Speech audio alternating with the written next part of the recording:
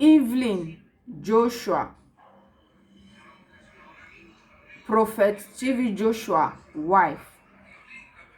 General overseer so e be say Prophet TV Joshua train. They say Mrs. Evelyn TV Joshua no go fit be their pastor. E no go fit be their GO because Mrs. TV Joshua e no follow TV Joshua dey work the work of God. And I con still see am for some information say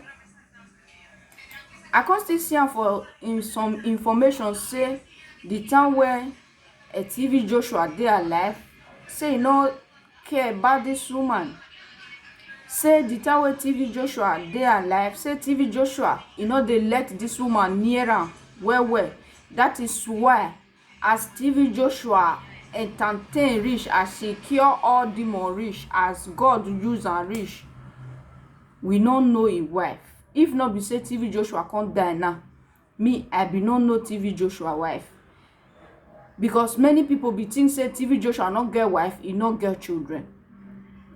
But many information can still gather say that one of our beloved sister will be say can they attend TV Joshua church for a long time before she can't see her take come out. She can't feel say maybe TV Joshua they treat am bad. Before she can't feel come out, she dey tell the story say TV Joshua, if your wife wan come see her, your wife dey stay for line as others dey stay for line. And that is why as TV Joshua come die now, his wife come say, okay, since the person wey be say be dey give una power don die now, so may all these people, all the disciples, may they go.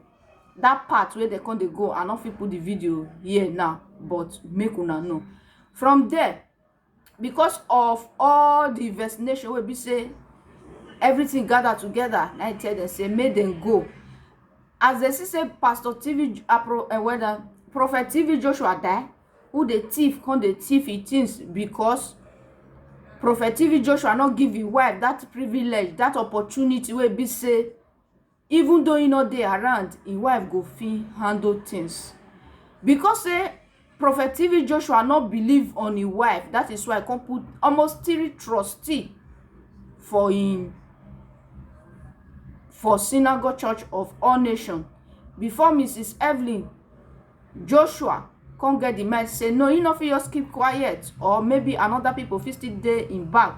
They let am they know say see wetin they go do, see wetin they go do. As far as they get the money, they come sue them to court so that make they remove their hands for her waist.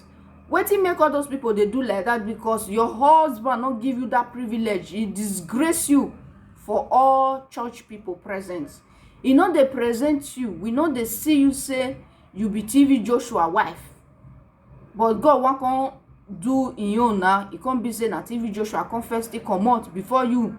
Because God they see and say your mind not the sweet. The way they treat you, your mind not the sweet. They say TV Joshua they sleep with any girl or anybody will come to church, come look for solution. Now so TV Joshua go use cassava take the disgwangwa little girls, but we not did there. Now so all the information take come. So meanwhile, now Mrs. Evelyn TV Joshua come say no, this one not too much. Say he not go fit dey handle all these things again. Say all these people where they claim say they be disciple of stealing by trick. Say may all of them vermouth, may all of them go. So the people will be say they constantly they support Mrs. TV Joshua. They constantly they shout, they follow those people. Say who they should go, they should go. The God of widow, we ask them. They even say before as Prophet TV Joshua claim holiness reach, say before he married this woman, before he give this woman, this Mrs. Evelyn, come in church, come seek for solution. Because as beautiful as she is, now one oil company man, now be one marry Mrs. TV Joshua, Mrs. Evelyn TV Joshua. But as the parents of the boy come say no, they not go allow Mrs. Evelyn TV Joshua marry the boy because say she be secondary school certificate, because she no get university certificate, na only the necessary certificate na she get. Na make she come cry comot say, are you dey hear about TV Joshua? Make him go cry for the man. Na Mrs. Evelyn TV Joshua go there go cry for her. She cry for her. As they say, as immediately they see Mrs. Evelyn, na TV Joshua say, God say, you be my wife.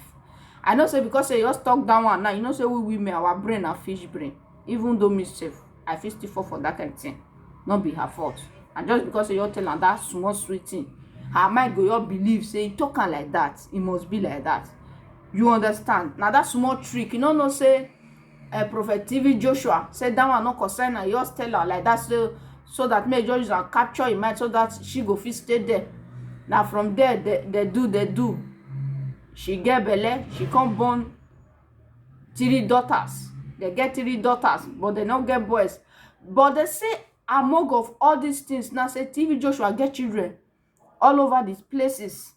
They say TV Joshua even do rich. He give one woman belle. He don't know as he go take claim the pikin. Can't tell the woman say may leave the pikin for inside church. As all the disciple come, they say, person they don't leave pikin. He say may they bring her, may they follow her, gather her. And not if bring the daughter out here now because I feel say no need. Man say the talk, man leave the picture. If you really see the daughter, he resemble TV Joshua well. He resemble her. From there, TV Joshua come take care of the girl till adult, because the woman say if he not show concern for the daughter, he go expose her. They even talk reach like that, say most time if TV Joshua and Mrs. Evelyn they get argument, maybe he wan go see TV Joshua, Mrs. Evelyn even talk reach like that, say before he fit see him husband, e dey hard. As person go dey live, say he no go dey see him husband when e be say that they live for the same country. They even talk reach like that, say first TV Joshua go rent house for Mrs. Evelyn for outside. Say Mrs. Evelyn no dey stay with TV Joshua, but later TV Joshua, Prophet TV Joshua come build that big synagogue. As he build that big synagogue, he come create space for Mrs. Evelyn so that make people not come dey suspect and say, you will be man of God, your wife dey yonder, you dey this side. Say they never see this kind thing before. Say they never see this kind thing before. And make TV Joshua come comot, come go bring Mrs. Evelyn back to a synagogue, the new church wey be say Prophet TV Joshua build. Na so they come continue. Mrs. Evelyn TV Joshua come dey stay there, but Prophet TV Joshua no give Mrs. Evelyn TV Joshua that opportunity may take be the mother of that place, the GO of that place. You understand? As in, may two of them they share one plate, because as far as that man he dey sleep with everything sleepable. Na so they talk. Na so people will be say they say the weakness, and na so they talk. And not reach there. As they say they sleep with anything small big, he dey sleep with am, but with conny they say he go dey in your own one room there. People go dey greet am. But sometimes if you want go there, go clean where that room will be say in there, when he be say some disciple dey outside, they see people, okay, come, okay, go talk to them, okay, go talk, okay. Say sometimes they surprised, say that they see man akamu for in trousers or for in boxers. So now so everything can continue. Mrs. Evelyn, they say Mrs. Evelyn TV Joshua, you're dey patient ever since. They say nothing with Prophet TV Joshua not use his wife I take see, because his wife, he be like say he no just come for him head again. He be like say no you come to love his wife again. Say anytime the only contract will be say Mrs. Evelyn TV Joshua get with Prophet TV Joshua now just to come there collect feed the money. Say before before Mrs. Evelyn TV Joshua fit see late Prophet TV Joshua, say they hard. Say the woman go stay for queue until he go reach him body. If he still reach him body, all those disciples now they go still go say, your wife dey here. Sometimes Prophet TV Joshua go say okay, he wan see am. Sometimes Prophet TV Joshua go say he no wan see her. She fit still go, but she go dey cry. And sometimes they go ask am, they go query and say, wetin you want? Wetin you wan see Prophet TV Joshua for? He go say he need feed the money. He say they say Prophet TV Joshua go still give the disciple money, say may he give his wife. All those one are still finish now. All those kind status I don first. Yeah, if they date plenty women, and so they put themselves, because they no want make you disturb them. Because if they just say, if they say now you be the male woman, you go dey overform. That means they not go give you the opportunity make you take be the male woman, so that make you not come go dey ride on them. So they go dey use small kpekus take dey waka around you. Now that one be the information.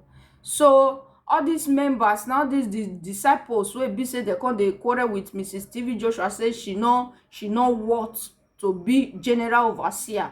She no worth to be their pastor. She no worth to be their pastor.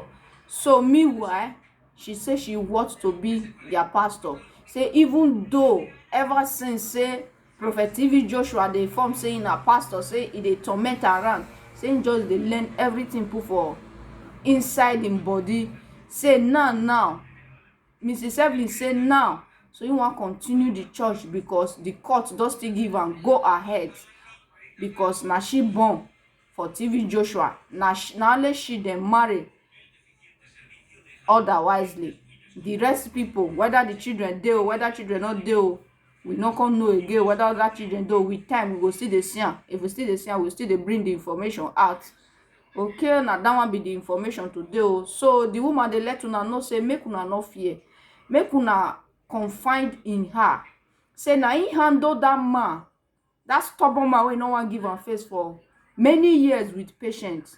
Say make una no worry. As far say if he handle that man, that stubborn man wey be say him born for him marry Prophet TV Joshua, wey no dey give him face, wey hide him for public, when he no make anybody know this woman character, this woman wait as he take dey talk, as he take dey speak ever since, when he come be say now we can't know am. That man can't hide him wife.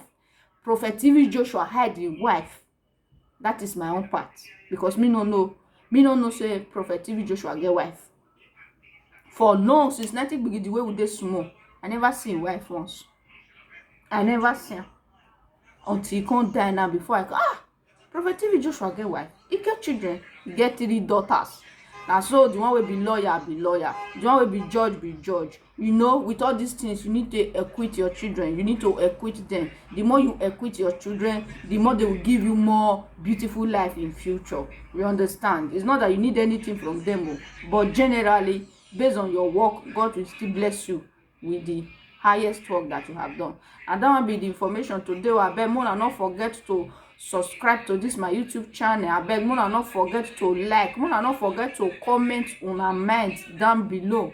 I beg more and not forget to share. Mona, I love you, all of una. God love all of una. Una here, God bless all of una. I beg all the goodies wey be say e dey this social media. Mona try, mona see they give me small obere. Mona they give me small. Mona not let me be left out. Thank you. This one are the information when I get for una today. The person will bring this information today na Franca Ediale, one of the universe. Franca Ediale, one of Sheshege Nation. I just want me una still know wetin happen for man of God life before that man of God come out, before he come out for life. So if you never grow now, may you know say as you could take the arrange your story. If you want make your life story after you don't go, make it sweet for people here. As once more you start to the arranger now, or else it will still be bad story for people here. God bless you. Our story will be a good story in the mighty name of Jesus. Amen. Bye. Mwah.